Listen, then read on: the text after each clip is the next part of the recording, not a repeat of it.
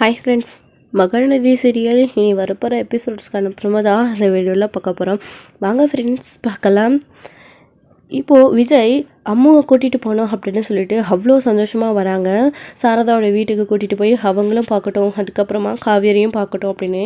அது மட்டும் காரணம் கிடையாது, அவங்கள பார்த்தே ரொம்ப வருஷம் ஆகுது, இந்த சாக்குலையாச்சும் நம்ம பார்த்துக்கணும் அப்படின்னு தான் சாரதா ஏதோ காவேரி கிட்ட ட்ராமா பண்ணி விஜயும் காவேரியும் பிளான் போட்டு அங்கே அம்முவை கூட்டிகிட்டு போகிறதுக்காக விஜய்ங்க சந்தோஷமாக வீட்டுக்கு வந்து கூப்பிடுறாரு. அப்போது விஜய் அப்படின்னு தாத்தா கூப்பிடுறாங்க. அப்போது விஜயும் அமைதியாக நிற்கிறாரு.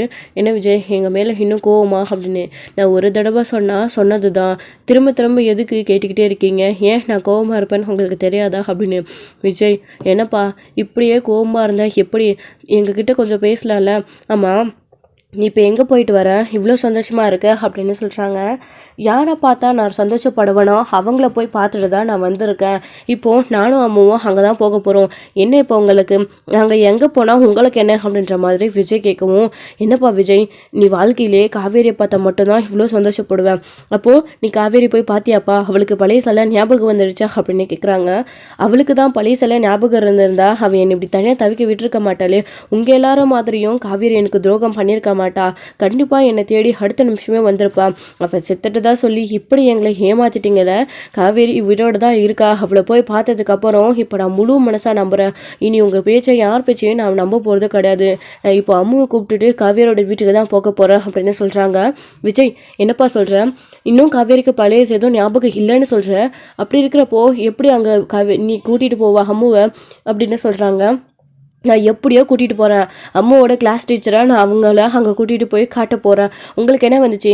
அது மட்டும் இல்லாமல் நான் சாரதாத்தியை பார்த்து நடந்தது எல்லாத்தையும் நான் தெரிஞ்சுக்கிட்டேன் அப்படின்னு சொல்கிறாங்க.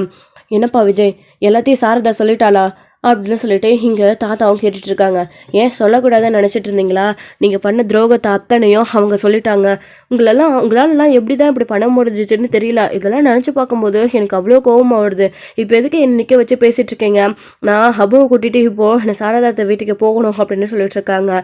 இன்னொரு பக்கம் இங்கே நம்ம சாரதா விஜயும் திரும்பவும் பாப்பாவும் வீட்டுக்கு வர போகிறாங்க அப்படின்னு அவ்வளோ சந்தோஷமாக இருக்காங்க. காவேரிக்கே தெரியாமல் அவங்க வீட்டுக்கு வர போகிறாங்க அப்படின்னு சொல்லிட்டு தடபுடலாம் சமைச்சிட்டு இருக்காங்க.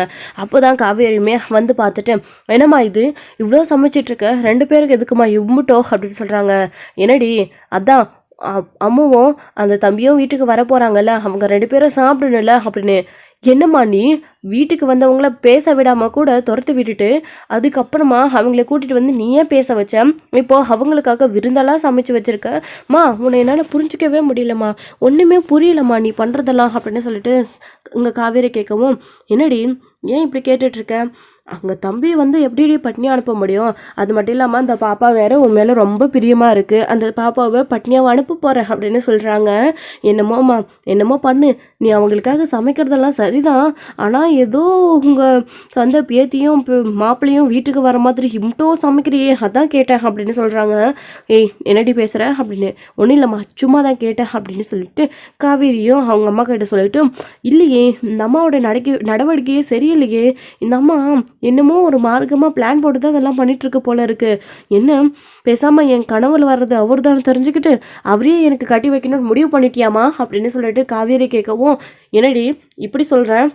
அந்த தம்பிக்கு தான் ஏற்கனவே கல்யாணம் ஆகிடுச்சு, ஒரு பாப்பா இருக்குல்ல அப்படின்னு சொல்லவும், அது இருக்குதான், இல்லை நீ அப்படி ஒரு எண்ணத்தில் இருக்கியோன்னு கேட்டம்மா. எனக்கு தெரிஞ்ச வரைக்கும் அம்மாவுக்கும் அம்மா இல்லை, அவங்க அம்மா சாமிக்கிட்ட போயிட்டு தான் அம்மா ஒரு முறை என்கிட்ட சொன்னா, அதனால் நீ இந்த விஷயத்தையும் தெரிஞ்சுக்கிட்டு இப்படி ஏதாச்சும் பிளான் போட்டுட்டியோன்னு கேட்டம்மா அப்படின்னு சொல்கிறாங்க. ஏன்டி அப்படியே இருந்தால் கூட அந்த தம்பிக்கு என்ன குறைச்சல, நீ அந்த தம்பியை கட்டிக்க மாட்டியா அப்படின்னு கேட்குறாங்க. மா, என்னம்மா பேசுகிற நீ? நான் தான் இப்போ கல்யாணம் வேணான்னு சொல்லிட்டு இருக்கேன்ல அப்படின்னு சொன்னதும், ஏய் அப்படியெல்லாம் எதுவும் இல்லடி, சும்மா தான் அந்த தம்பியும் வீட்டுக்கு வராங்கன்னு தான் சமைச்சிட்ருக்கேன், லொட நீங்கள் பேசிகிட்டு இருக்காத, போய் ஏதாச்சும் வேலை இருந்தால் பாரு, இல்லைன்னா அந்த தம்பியும் பாப்பாவும் வரும்போது ஸ்வீட் ஏதாச்சும் கொடுக்கலாம், போய் கடைக்கு போயிட்டு வாங்கிட்டு வாப்போ அப்படின்னு சொல்லிட்டு அனுப்பி விட்டுட்டாங்க. என்னமோ பண்ணுங்க, அந்த பொண்ணுக்கு கூட இப்படியெல்லாம் சமைச்சு போகிறது கிடையாது. ஏன் ஸ்கூல் ஃப்ரெண்டு, அதாவது ஏன் கிளாஸ்மேட்டு அம்மா பார்க்க வரான உடனே இவ்வளோ சமைக்கிறீங்களா, பார்த்துக்கிறவங்களா அப்படின்னு சொல்லிட்டு காவேரி அங்கேருந்து போயிடுறாங்க. அவங்க போனதுக்கப்புறமா இங்கே யமுனாவுக்கு கங்காவுக்கு சார் தான் கான்ஃபரன்ஸ் கால் போடுறாங்க. அப்போது என்ன அம்மா ஃபோன் பண்ணது, அதுவும் கான்ஃபரன்ஸ் கால் அப்படின்னு அவங்க 2 பேருமே ஃபோன் அட்டன் பண்ணுறாங்க. ஹலோ சொல்லுமா, என்ன விஷயம் திடீர்னு ஃபோன் பண்ணியிருக்க அப்படின்னு. உங்ககிட்ட ஒரு முக்கியமான விஷயம் பேசணும்டி அப்படின்னு சொல்கிறாங்க. என்னம்மா என்ன சொல்கிற நீ அப்படின்னு. ஆமாண்டி முக்கியமான விஷயம் அப்படின்னு. என்னம்மா அப்படி முக்கியமான விஷயம் சொல்லுமா அப்படின்னு யமுனா கேட்குறாங்க. யமுனா முதல்ல உன் கை எப்படிடி இருக்கு அப்படின்னு. அதெல்லாம் சுமாராக இருக்குமா, நான் கேட்ட கேள்விக்கு பதில் சொல்லு அப்படின்னதும், இல்லடி நான் விஜய் தம்பியை பார்த்தேன் அப்படின்னு உடனே அவங்க 2 பேருக்கும் ஒரே ஷாக்கு. மா என்னம்மா சொல்கிற, என்ன சொல்கிற அப்படின்னு கேட்குறாங்க 2 பேருமே. ஆமாடி விஜய் தம்பி ஒன்றும் சாகலை, அவங்க குடும்பத்தாளுங்க நம்மக்கிட்ட போய் சொல்லிட்டாங்க. விஜய் தம்பி உயிரோடு தான் இருக்குது. அதுவும் இப்போ நானும் காவேரியும் இங்கே ஊருக்கு வந்திருக்கிறோம்ல, இந்த ஊரில் தாண்டி அவங்களும் இருக்காங்க. அவங்க எல்லாம் எங்கேயோ வெளிநாட்டில் இருக்காங்கன்னு தான் நம்ம நம்பிட்டு இருந்தோம் விஜய் தம்பி சத்தத்துக்கு அப்புறமா. ஆனால் அது கிடையாதுரி, அவங்க இங்கே தான் இருக்காங்க. காவேரி படிக்கிற ஸ்கூலில் தான் அம்முவும் படிக்கிறா. அம்முவும் யார் தெரியுமா, காவேரி அடிக்கடிக்கு வந்து அந்த பாப்பா எனக்கு ரொம்ப பிடிச்சிருக்கு, அந்த பாப்பாவும் என்கிட்ட பேசுதுன்னு சொல்லிட்டு இருந்தாலே. பாத்தியாடி விதி எப்படி சேர்த்துருக்குன்னு. ஒரே ஸ்கூலில் அவங்க 2 பேரையும் சந்திக்கிற மாதிரி விதி பண்ணியிருக்கு அப்படின்னு சொல்லிட்டு இங்கே சாரதா வந்து சொல்லிட்டு இருக்குமோ, மா நீ எல்லாம் சொல்ல எங்களுக்கு கனவு மாதிரி இருக்குமா அப்படின்னு கங்கா சொல்லிட்டு இருக்காங்க. ஆமாடி இதெல்லாம் உண்மைதான். விஜய் தம்பியை நான் பார்த்தேன், விஜய் தம்பி என்கிட்ட நடந்த எல்லா விஷயத்தையும் சொன்னார். நானுமே எதையுமே மறைக்காமல் அவர்கிட்ட எல்லாத்தையுமே சொல்லிட்டேன் அப்படின்னு சொல்லிட்டு இங்கே நம்ம சாரதாவும் சொல்லிட்டு இருக்கமோ, அவங்களுக்கு சந்தோஷப்படுறதா இல்லை வருத்தப்படுறதான்னு தெரியலம்மா. எல்லாமே நடந்து முடிஞ்சு போச்சு, மறந்துட்டு காவேரிக்கு வேற ஒரு லைஃப் அமைச்சு வைக்க பார்க்கலாம், இல்லை தூக்கி போட்டுட்டு எல்லாத்தையும் புது லைஃப்பை ஸ்டார்ட் பண்ணலாம் அப்படின்னு பார்த்தா முடிஞ்சு போன பிரச்சனை திரும்பவும் ஸ்டார்ட் ஆகுதே அப்படின்னு சொல்லிட்டு கங்கா சொல்கிறாங்க. என்னடி மாப்பிள்ளை இல்லைன்ற நினப்பில் தான் இவளுக்கு வேற ஒரு கல்யாணம் பண்ணி வைக்கணும், இவளை கரை சேர்த்தணும், எல்லாத்தையும் மறந்துட்டு ஏதாச்சும் புது வாழ்க்கையை தொடங்கலான்னு நினச்சோம். ஆனால் இப்போ மாப்பிள்ளையே உயிரோடு இருக்கிறப்போ எதுக்கடி நம்ம திரும்பவும் வேற ஒரு வாழ்க்கையை காவேரிக்கு அமைச்சு கொடுக்கணும்னு நினைக்கணும். இல்லடி கண்டிப்பாக விஜய் தம்பி இதுக்கு ஒத்துக்க மாட்டார். அவருக்கு எல்லாம் ஞாபகம் இருக்குல்ல, இவளுக்கு தானே எல்லாம் மறந்து போச்சு. அவர் எப்படியாச்சு காவேரியோட மனசில் இடம் பிடிச்சி எல்லாத்தையும் காலமோ சூழ்நிலையோ அவளுக்கு ஞாபகத்தில் கொண்டு வந்து அவங்க 2 பேரும் ஒன்று சேரணும்னு நான் ஆசைப்பட்டுட்டேன்டி. இப்போது இங்கே விஜய் தம்பியும் அம்மாவும் வர போகிறாங்க, அவங்க வீட்டுக்கு வராங்கன்னு தான் விஜய் தம்பிக்கு பிடிச்சதெல்லாம் செஞ்சிட்ருக்காண்டி அப்படின்னு. மா என்னம்மா சொல்கிற நீ, இப்போது அக்காவுக்கு சந்தேகம் வந்துட போதுமா, நீ ஏம்மா இவ்வளோ வந்த ஒரே நாளில் இப்படி அக்கறையை எடுத்துக்கிறான் அப்படின்னு. என்னடி நீ அம்மாவை பார்த்து எத்தனை வருஷம் ஆகுது, ஃபோட்டோவில் அப்படியே காவேரி மாதிரியே இருக்காடி. வீட்டுக்கு வந்தால் குழந்தைய நல்லபடியாக கவனிச்சுக்கணும்ல, மாப்பிள்ளையும் ரொம்ப வருஷம் கழித்து பார்த்துருக்கேன், அவருக்கும் மக்கனே சமைச்சு போடணும்ல. என்னடி நீ 1000 தான் இருந்தாரு, அவர் நம்ம வீட்டு மாப்பிள்ளை, அவர் செஞ்சதெல்லாம் மறந்துட முடியுமா அப்படின்னு சொல்லிட்டு இங்கே வந்து சாரதா வந்து கங்கா கிட்டேயும் யமுனா கிட்டேயும் சொல்லிட்டு இருக்காங்க. நிவின் வராரு. அப்போ தான் யமுனா இருந்துக்கிட்டு யார்கிட்ட பேசிகிட்டு இருக்கா, அத்தைக்கிட்டியா அப்படின்னு. ஆமாங்க. ஆமாம் நீ ஏன் அத்தைக்கிட்ட பேசிட்டு இப்படி இருக்கு அப்படின்னு. ஏங்க விஜய் உயிரோடு தான் இருக்காரா அப்படின்னு சொன்னதும் இங்கே நிவின்க்குமே ஷாக் ஆகிடுது. என்ன சொல்கிற யமுனா, அத்தை என்ன சொல்கிறா இவ அப்படின்னு ஸ்பீக்கரில் போட்டு பேசிகிட்டு இருக்காங்க. ஆமாம் தம்பி, விஜய் தம்பி உயிரோடு தான் இருக்காரு. அவங்க குடும்பத்தாளுங்க தான் நம்மக்கிட்ட போய் சொல்லிட்டாங்க. அது மட்டும் இல்லாமல் காவேரி இறந்து போயிட்டதாகவும் விஜய் தம்பிக்கிட்டேயும் போய் சொல்லியிருக்காங்க. ஸ்கூலில் பார்த்து விஜய் தம்பி ஒரு நாள் காவேரியை மீட் பண்ணி எதிர்ச்சியாக அவங்கள காட்டியிருக்கு. அப்போ தான் அவங்களுக்கு உயிரோடு இருக்கிற விஷயம் தெரிஞ்சு விஜய் தம்பி வீட்டுக்கு தேடி வந்து நடந்த எல்லாத்தையும் தெரிஞ்சுக்கிட்டாரு அப்படின்னு சொன்ன உடனே, என்னம்மா இது, காவேரி செத்து போயிட்டு தான் அவங்கக்கிட்டேயும் சொல்லியிருக்காங்க, விஜய் செத்து போயிட்டு தான் நம்மக்கிட்டேயும் சொல்லியிருக்காங்க. அப்போ அவங்களோட நோக்கம் என்னவா இருக்குமா, விஜயும் காவேரியும் பிரிக்கணுன்றதான. சும்மாவே அவங்க பாட்டி அந்த தாத்தா எல்லாருமே எப்படியாச்சு இவங்க 2 பேரையும் பிரித்து வைக்கணும், காவேரியால் தான் அவங்களுக்கு ஆபத்து வருதுன்னு அடிக்கடிக்க சொல்லிகிட்டே இருந்தாங்க. இப்போ நடந்த ஆக்சிடெண்ட்டை ஒரு காரணமாக வச்சுக்கிட்டு இவங்க 2 பேரையும் பிரிச்சுட்டாங்க. அப்படிதானம்மா, இத்தனை வருஷமாக குழந்தையும் காவேரியும் பிரித்து வச்சுட்டாங்கல்ல, அவங்களாம் என்னம்மா மனுஷங்க, மனுஷ ஜன்மங்களே கிடையாது அப்படின்னலாம் வந்து கங்கா கோவப்பட்டு பேசவும், விருடி அதுக்கு தான் கடவுள் அவங்களுக்கு தகுந்த தண்டனையே கொடுத்துருக்காங்க. இப்போ அவங்க பாட்டி உயிரோட இல்லை, அவங்க செத்தோம் 2 வருஷம் ஆகுதா அப்படின்னு சொன்னதும், என்னம்மா சொல்கிற நீ, அவங்க பாட்டி கூட இறந்துட்டாங்களா அப்படின்னு. ஆமாடி அவங்க பாட்டி இறந்துட்டாங்களாம். இப்போது விஜயோட தாத்தா சித்தி சித்தப்பா அம்மோ இவங்க மட்டும்தான் இருக்காங்களா, வீட்டுக்கு ஒரு வேலைக்கார கூட வச்சுருக்காங்களா அப்படின்னால சொல்லவும், என்னம்மா இவ்வளோ நடந்திருக்கு, இந்த 5 வருஷத்தில் நாம் தான் எதுவுமே தெரியாத முட்டாள் மாதிரி இருந்திருக்கோம் அப்படின்னு சொல்கிறாங்க.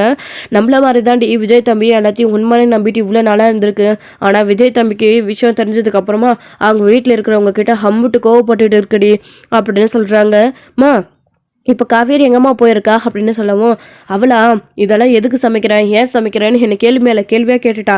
நான் தான் ஸ்கூலில் படிக்கிற பாப்பாவும் அவங்க அப்பாவும் வரப்போகிறாங்க, அவங்களுக்கு சமைச்சு போடலன்னா எப்படி அப்படின்னு அவளுக்கு எதோ சொல்லி சமாளித்து அவளை கடைக்கு அனுப்பியிருக்கேன்டி, ஸ்வீட் வாங்கிட்டு வர அப்படின்னு சொல்கிறாங்க.